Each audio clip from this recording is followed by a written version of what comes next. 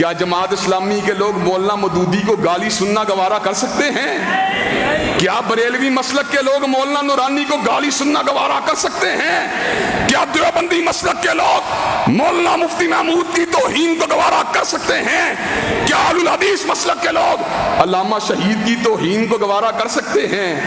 اور جن کو اپنے موجودہ اکابرین سے اتنا پیار ہو کہ وہ ان کی توہین کو گوارا نہیں کر سکتے، رب کعبہ کی قسم ہے ہم صدیق کی توہین کو بھی گوارا نہیں کر سکتے، فاروق کی توہین کو بھی گوارا نہیں کر سکتے، ذوالنورین کی توہین کو بھی گوارا نہیں کر سکتے، حیدر کرار کی توہین کو بھی گوارا نہیں کر سکتے۔ مر تو سکتے ہیں لیکن عظمت صحابہ کے اوپر سمجھوتا نہیں کر سکتے۔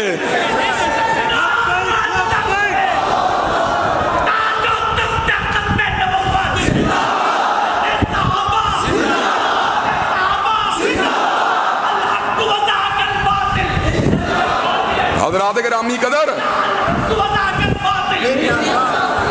حضرات گرامی